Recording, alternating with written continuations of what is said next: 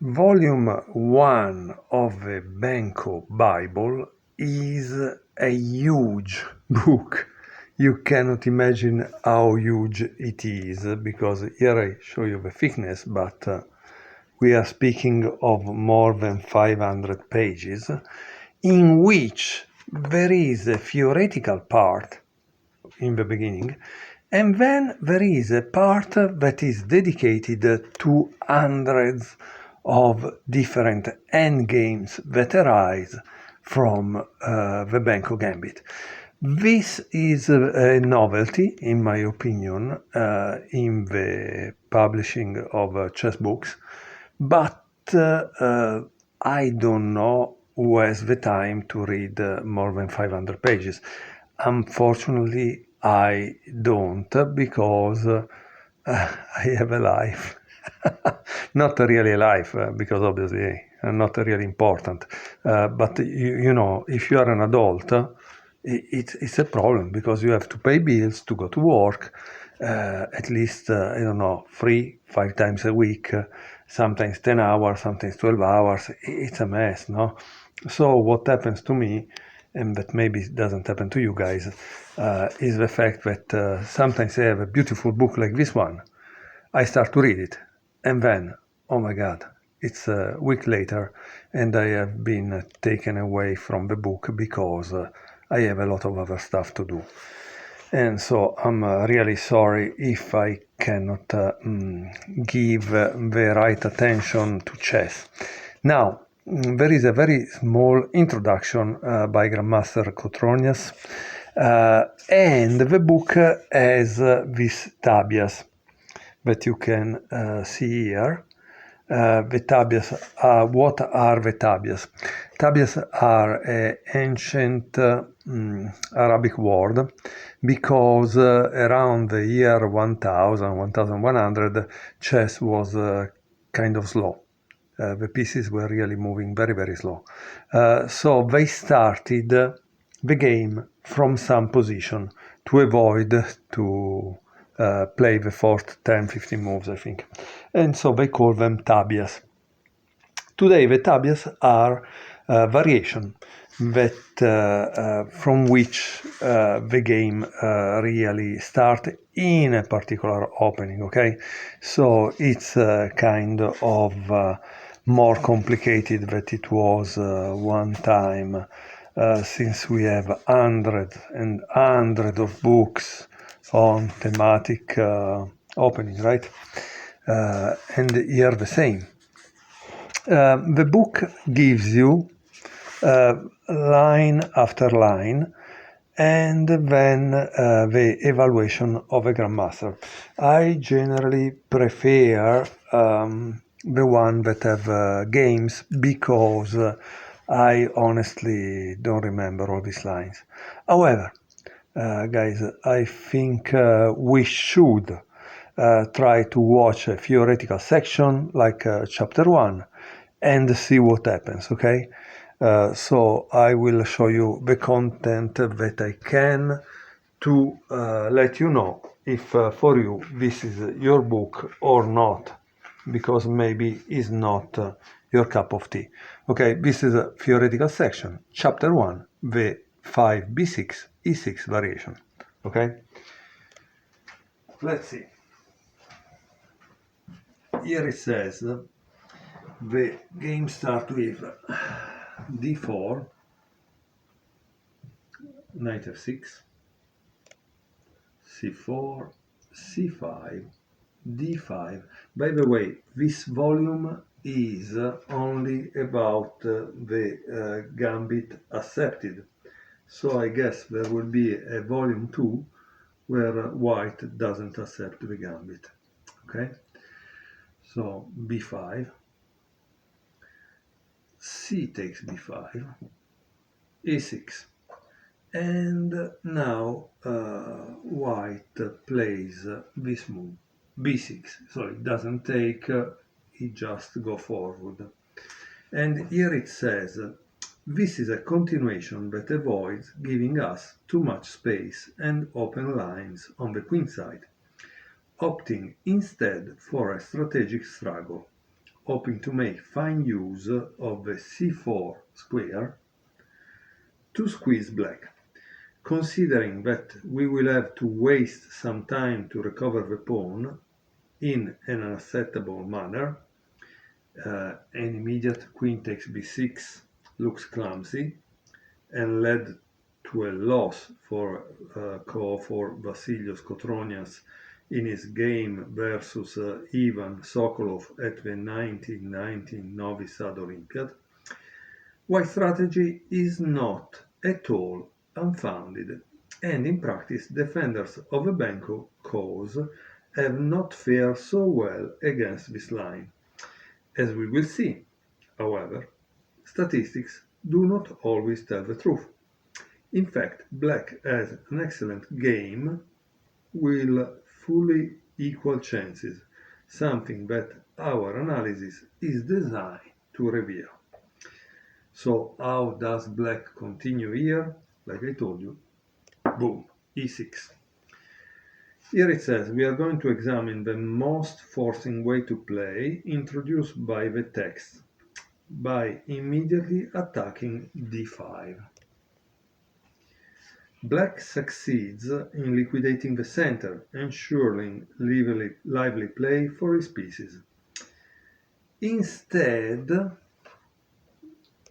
5d6 is a more positional way of handling the situation, advocated by co-author Grandmaster Mikhail Ivanov.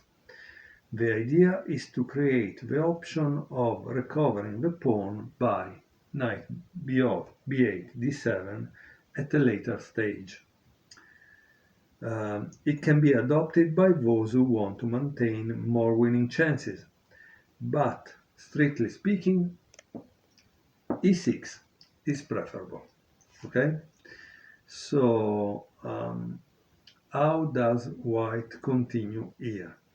Here the main move is knight c3, but the author writes this is the move encountered in the huge majority of the games. We also look at two alternatives here.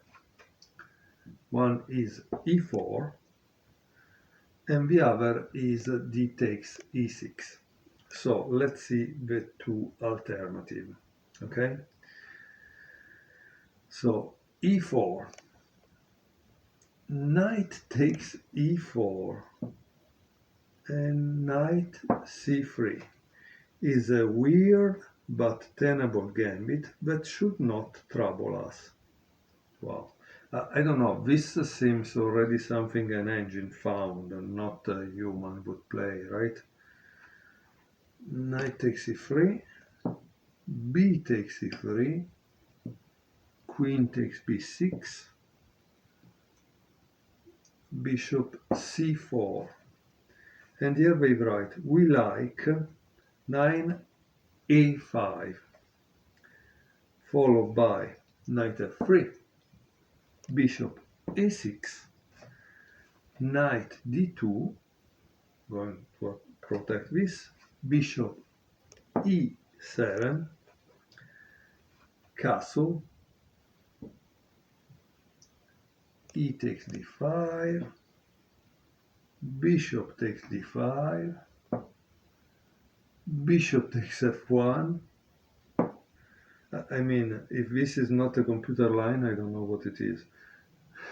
Bishop takes a8, bishop d3, bishop d5,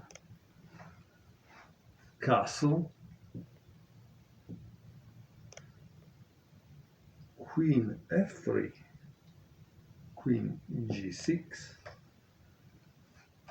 knight e4, c4, and now there is h4, and bishop takes e4, bishop takes e4, and queen f6.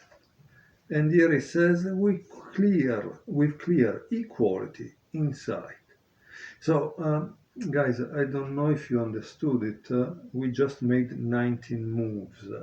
I don't know, from move 7 or 6 when white played e4, which means you need to memorize this line, right? Now, I think there is that new thing called a chessable, uh, which is good for memorization. But in this case, guys, you can do the memorization also on the board. You just play this line over and over, maybe covering part of it with a bookmark, and then trying to guess the move. No? And that probably will help you to memorize it. But to me, 19 moves are kind of a lot, okay? So let's return back to the initial position. Um, I have played against the Benko. I remember I used one of the courses by Chess Base. Maybe it was a 1 hour course made by a grandmaster. I don't remember, it was many years ago. And it was very useful. Why?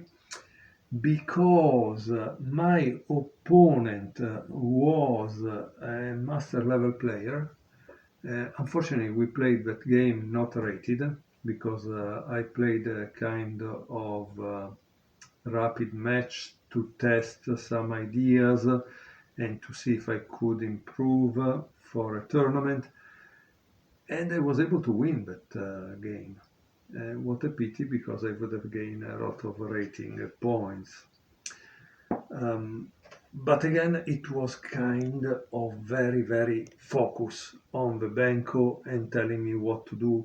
And I memorized the lines very easily thanks to Chess Base. But again, also books are very, very useful in my opinion. It depends what you like, okay? I know that today most of the people use the computer instead of books. So we were at this move, and here it's our chapter 1 tabia that start with e6, okay? The move they recommend to study is this, but we also saw this move that is kind of strange, a gambit that is you need to know precisely.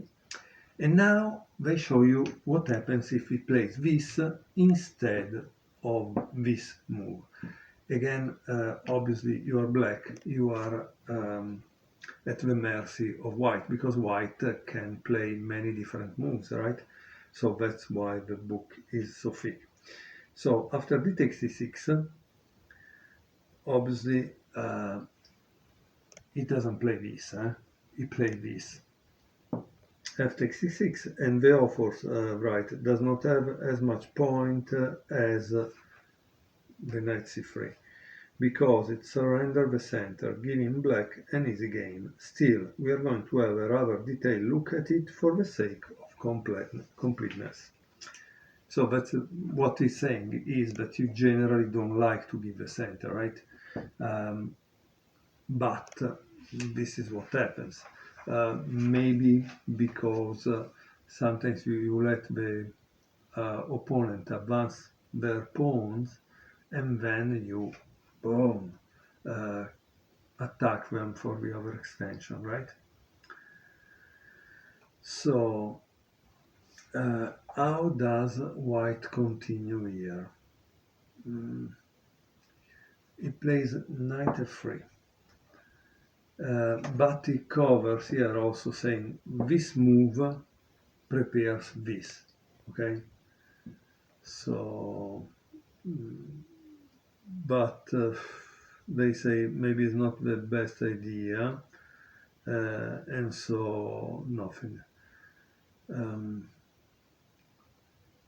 Here there is a line, probably on 7 knight c3, that is a little difficult to follow.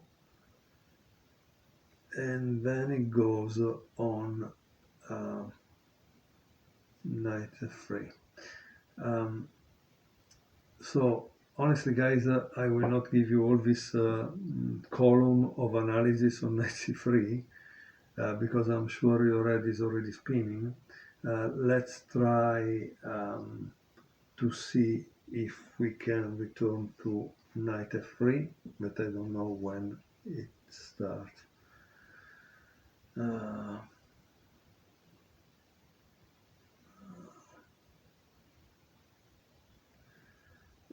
It's I don't know. Sometimes they should use some kind of bold to understand when the actual line continue, because it begins a little difficult to find the rest.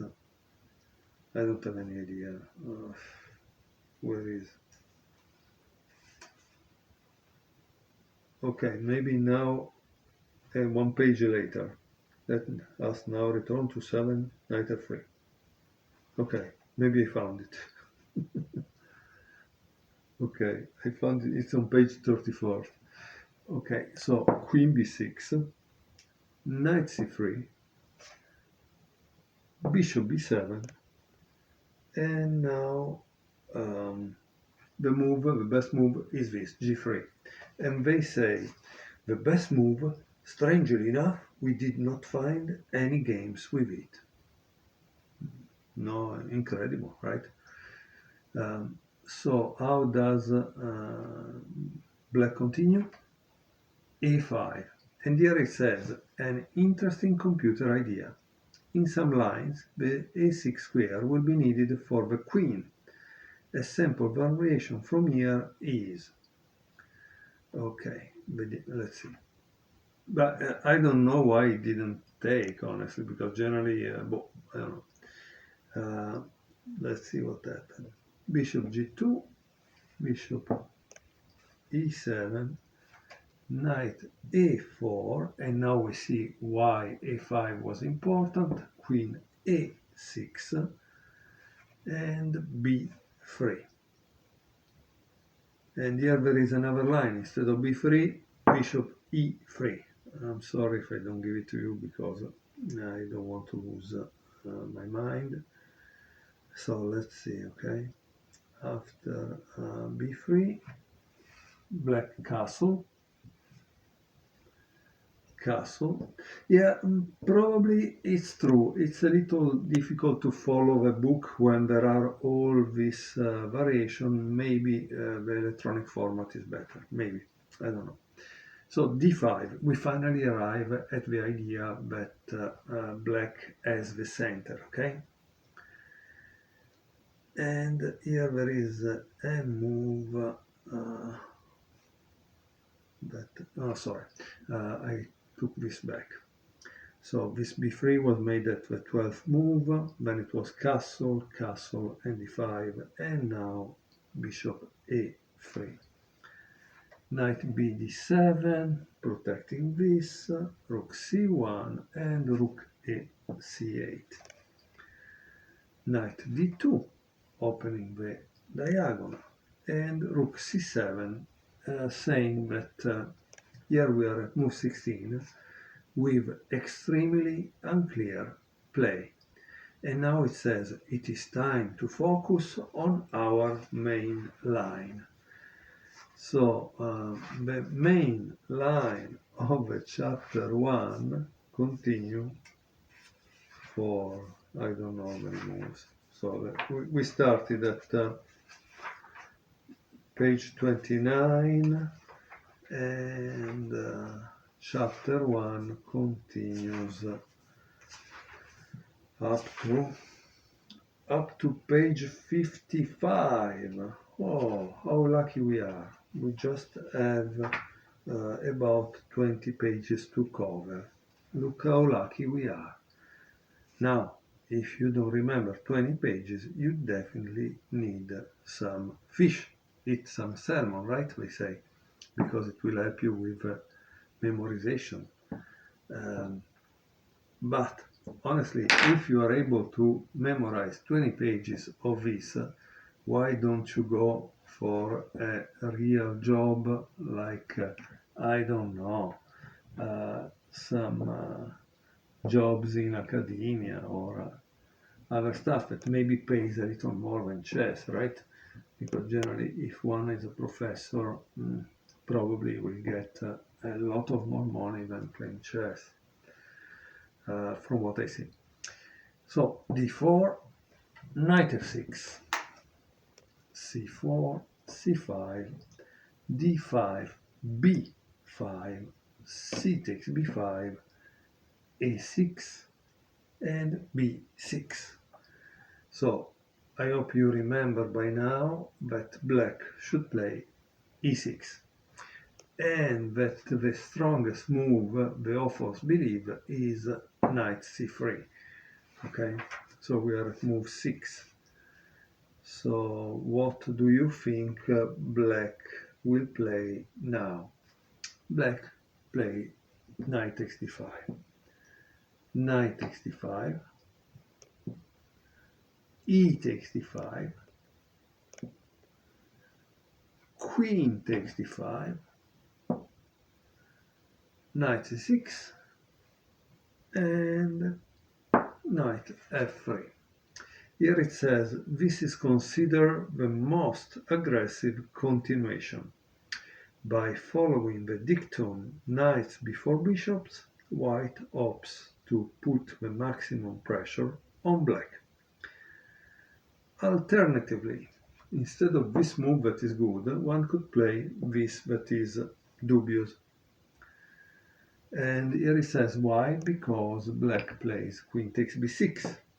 And here it says looks to us like a very risky enterprise by white.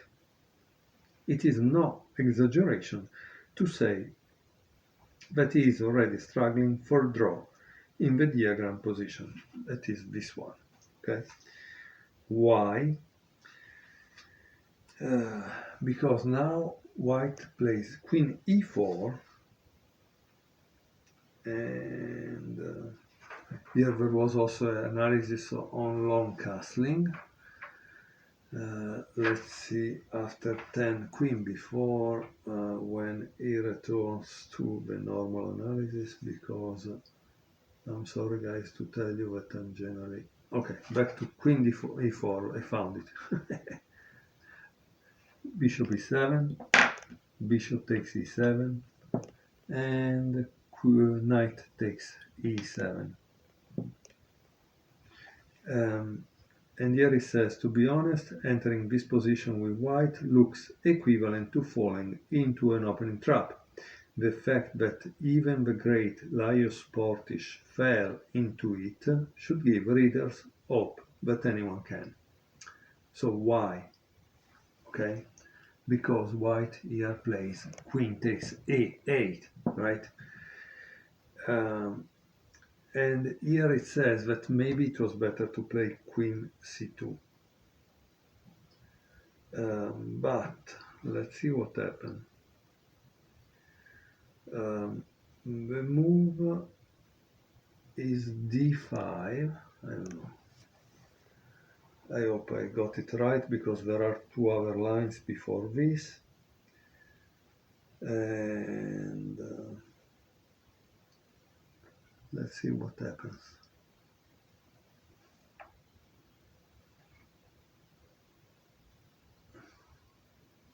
I don't know. I think I missed something. Let's see. He plays this long castle. And here it says white would like to avoid castling into it, but as it turns out, this is not easy. And here they look at other lines like this and so on, blah. After which black plays this. And here it says the white queen is trapped and white already has to think about the future without its services. As far as we can see, this future is bleak. Why? Because e3, it says relatively best. The idea is to prevent the bishop's deployment to e6, as now a6 is under pressure. Okay.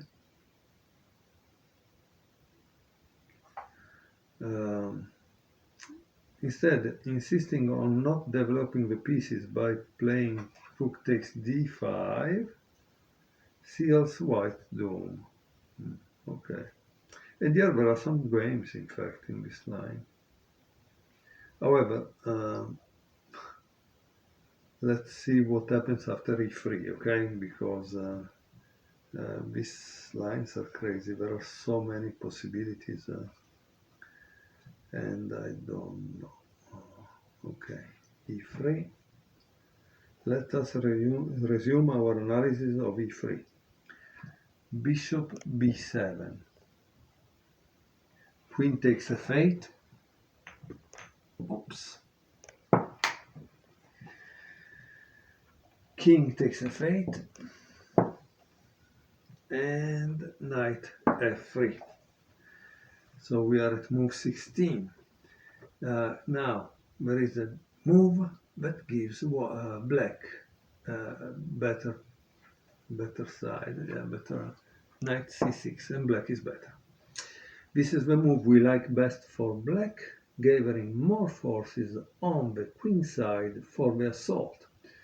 But it seems they also tried d4 and other moves. Again, I try to show you the main line because I honestly got lost and I don't know if anybody can find me.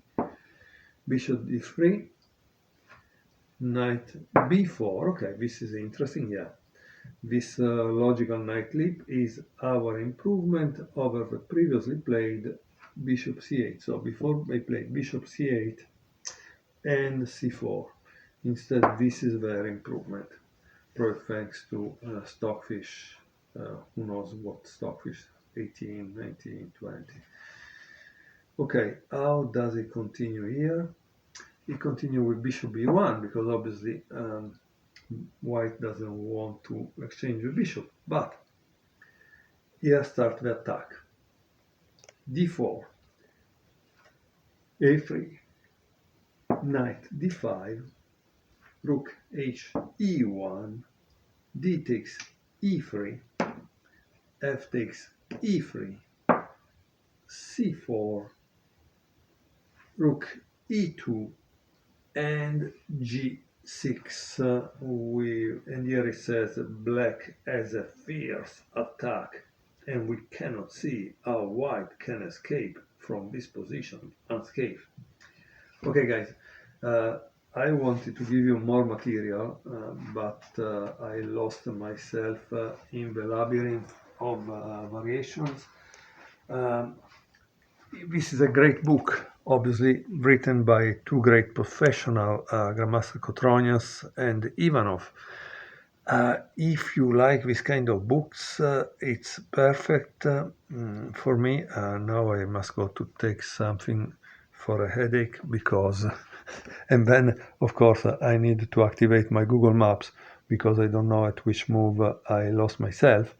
But again, this is what chess is today, probably. Is so complicated, so deep, that if you really want to be a professional or you want to play the Benko, having an understanding of it and not being slaughtered by young opponents that have memorized a lot of moves, you need to study this book. You cannot escape it. Now, again, for me, 500 pages is too much. Notice one thing, since this is a funny anecdote that I can tell you. Benko liked to study with Rejewski. Rejewski was a great player from the last century, right? But Benko was really desperate because he said, we studied openings all day long. Rejewski tomorrow morning will not remember one line.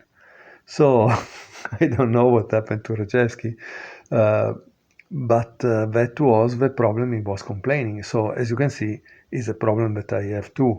I could spend the night with this great book, and I'm sorry, maybe tomorrow morning, because I have other 1,000 things to do, to think, I will have forgotten it.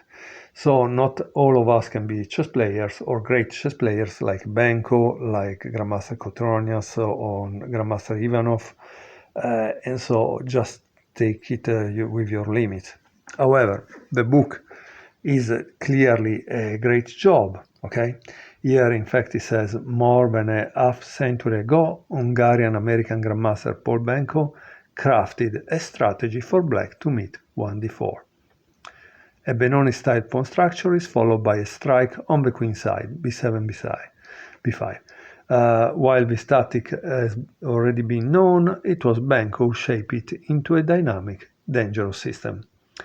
In this fourth book of a two-volume set, the author examines the Benko Gambit Accepted in great detail, and that's really true. I mean, I'm sorry, the book cost just $40, but this work, if you had to learn it from a grandmaster, maybe you would need more than $2,000, right? It's amazing that they can give you this for such a low price. Understanding how much they work behind it, okay? If you think it's just copy and paste, you're wrong, because here the guys also gave an evaluation at the end of each line. So for me, they did their job, okay? So here it says, in addition, understanding that the opening analysis should not stand alone, they examine over 300 endgames arising from these lines. And this, in my opinion, is very a great job, because guys, maybe you don't buy the book for these lines, but you should definitely buy the book for the endgames.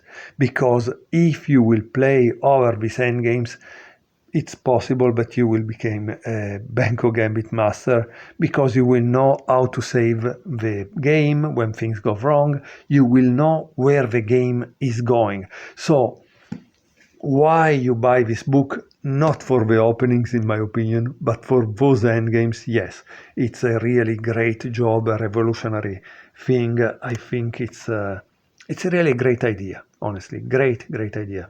I like it very much. And here it says the result is an incredibly thorough and comprehensive treatment of one of black's most energetic defenses. Okay, so guys, I hope you will give this book a chance. Thank you very much for watching my video. If you want to see other lines of this book, yeah, please ask me, and so I will try to get it done.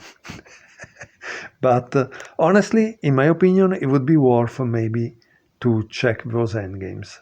And I hope you will definitely do it, because it will teach you real chess and you will have a real improvement. Okay? So maybe you don't want to buy the book for the variations, great, but buy the book for this amazing idea of giving you the endgames. Thank you very much for watching.